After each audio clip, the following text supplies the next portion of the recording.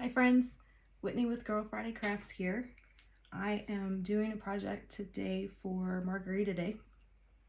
I am using the Cocktail Hour transfer that came out at the end of 2023, and I've wanted to make a set of coasters using that transfer. There's 12 designs, 6 coasters in a set, make them double-sided. You can get all of the drinks on there. These are chalk coasters that came out as well. Hadn't started on that. Figured Margarita Day was a great day to get the margarita done. So I have put the transfer on the coaster, and you'll see the transfer is a little bit bigger than the coaster. So pieces of it are kind of going to go off the edge, but I've seen this done. Another designer did this as a project and posted, and it looks really good. So I'm gonna try it and see. I'm also going to do a chalk watercolor technique. So I've never done that before. I've painted with chalk, but I've never, sorry, my spray bottle, never tried to make it look like true watercolor. So we're gonna try that today. So first thing I'm gonna do is just the margarita and this little swirly part. We're gonna do that in black, real simple. I feel like I don't have myself all together here. Let's stir this up. When you're just chalking as normal, you want your chalk to be kind of a yogurt-like consistency. And this is a brand new jar of black velvet, so it's nice and easy to work with. So we're gonna chalk this.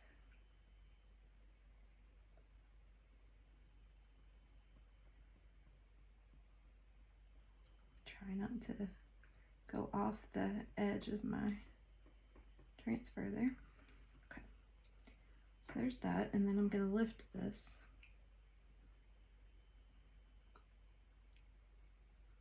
So that I can do the rest without that drying on there too terribly much and lifting my paste. So then I'm gonna do the lime, and I'm gonna do the lime and pesto without mixing it. I'm gonna mix pesto with some white for the rest of it. Yeah. So I'm gonna do the lime itself and pesto. We're gonna stir this up, and I wonder. So I have some dried paste in the lid here, and I'm gonna see if I can actually get that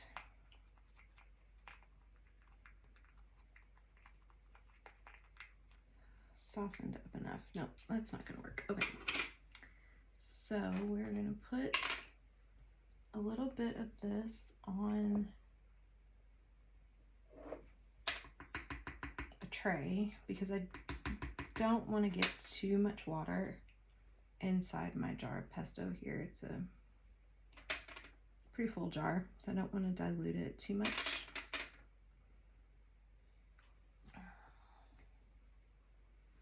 And I'm gonna spray it just a little bit. When you're diluting paste, whether it's dried out and you're just trying to reactivate it, or you're diluting it to paint with it, you want to go slow when you mix the water in, so that you don't get it too wet, especially if you're spraying in your jar. Okay, so that should be pretty good.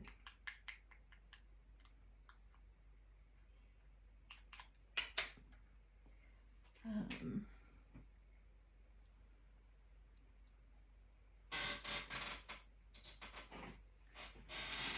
going to try to, I'm going to put a wet, spritz a napkin and get it damp and kind of put it over that wording to try to help keep that from drying out too much while I'm painting. I might have to do this in stages so that I don't end up getting my transfer so dry that that black won't come out, and then I've only been able to do one thing with it. So then you're going to use a very thin tip paintbrush. This is a very small design, so I don't have a lot of space to work with. And you're going to just sort of, because of how this is and because I'm not painting inside another design, I can cover the whole entire area. So this technique is really neat if you are, let's say you have a floral design and you do the floral in white, and then you have a lot of negative space and you paint inside of that, but then you have to be really careful because you don't want to overlap your white. This one I don't really have to do that with because I am only painting green, so I don't have multiple colors here. Okay, so that's the lime. Okay, so I might have watered that down a little bit too much. I'm going to try to get a very small, skinny little squeegee and just get some regular paste and kind of go back over that because it didn't really go all the way through the way I would have wanted. Let's see if that worked.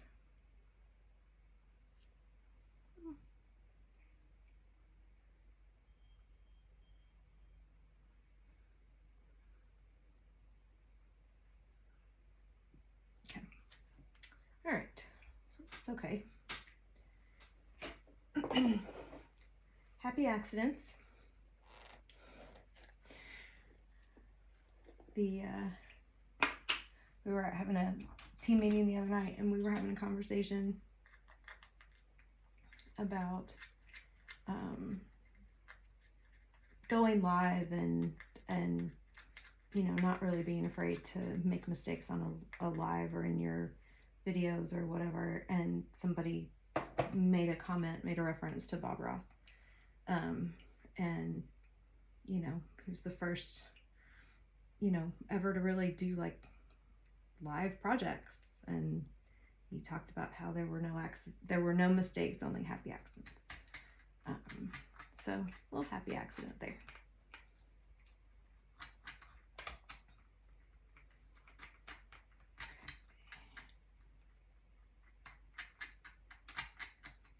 So I think I'm going to do a combination of things to finish this out. And I might have to mix some more paste. But I'm going to use the paintbrush up at the top here for the top of the drink, and the white will have thickened that up a little bit, so hopefully that'll go through a little more than it did on the lime. I think I had thinned it out too much, and the paste just wasn't going through all the way in certain places. So we're going to do that. I'm going to lift this. Okay, so that's just sort of the top there. Lift that back up. And then what I'm going to do, so that we have maybe a little bit of contrast, is I'm going to take a squeegee and use this and squeegee the rest of it. so it will be a little bit heavier in the application and might give us a bit of color contrast between the top of the drink that I painted and the rest of it. And because this is all really kind of the same color scheme, I don't have to worry too terribly much about overlapping colors.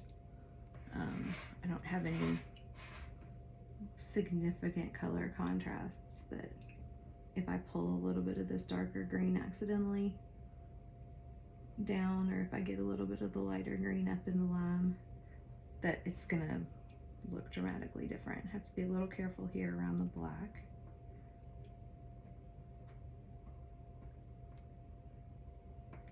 And then I'm gonna get the base of the drink. I'll drop all this.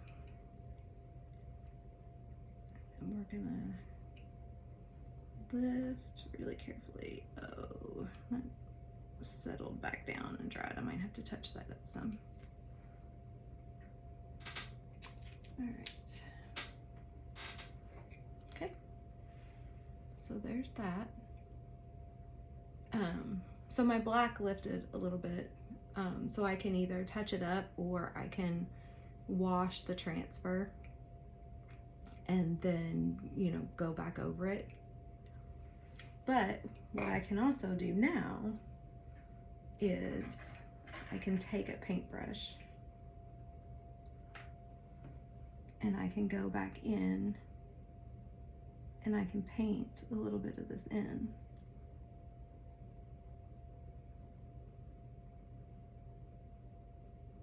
Maybe not all of it.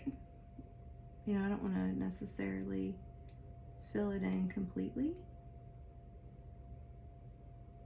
but I can fill in a little bit of this white and give it some more color. The other thing that I was thinking about doing, and when I use this transfer again for another project, what I might do is chalk it initially in black and then go back in with a you know, different color and paint it in like I'm doing right now. And this allows me to kind of smooth out some places.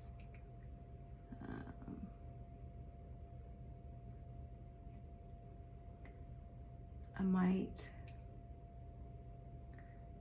go over some of this at the top with like a shimmer frost to see if I can make it look like the salt.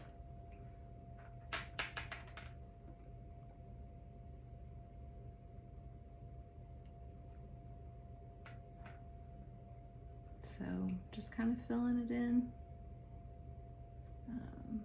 giving it a little bit of a full glass kind of look here.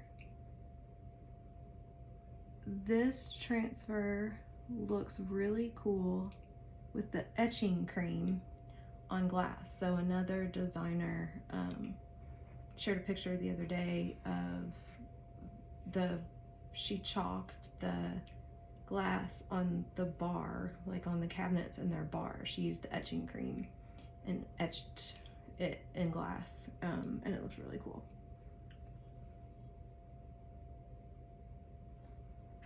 Okay, so I'm gonna do just a little bit down in the stem of the glass here.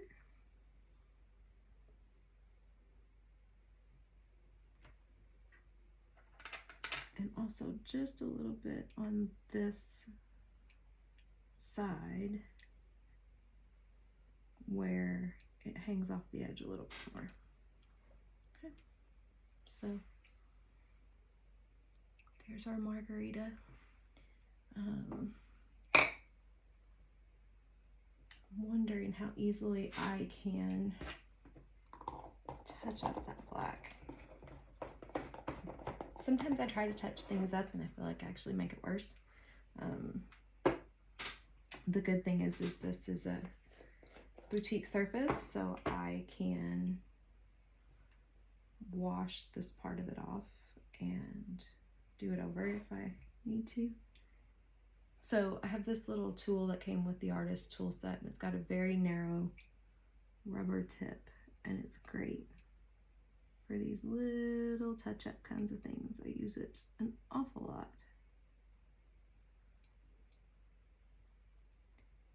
And when I put the paste on it, I just dab. I never drag it. And you do have to maybe use it once or twice and then wash it off because the paste does kind of clump on it. But it doesn't take very much paste, and you just kind of dab a little bit to fill in what's lifted, or even, you know, if you decide you want a smidge of a different color inside something that you've already chalked, you can use this to add just that little touch of color. It's really a great tool to have. And it works just fine on any surface. If you're inking on a textile and you need to fix something, you can use this tool just as easily. Okay, so I think what I'm going to do, I am not entirely happy with how that's turning out. So what I'm going to do is I'm going to go ahead and I'm going to take my tissue here and get it wet, and I'm going to go ahead and get as much of this off as possible before it gets too dry. Probably should be using a paper towel to do this, or board eraser, but then I'd be afraid that I don't want to touch my actual margarita, because that's perfectly fine.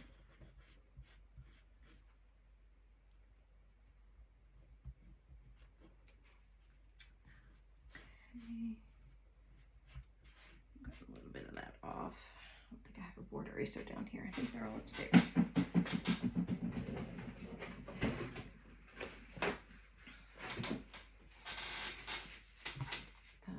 I use the board erasers to clean the transfers, but they go upstairs to be cleaned because I don't have a sink in my basement right now.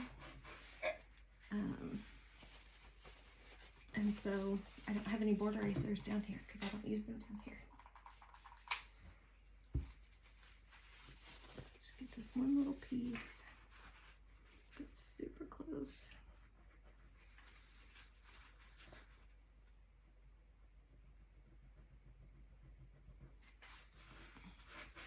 Okay, I'm gonna have to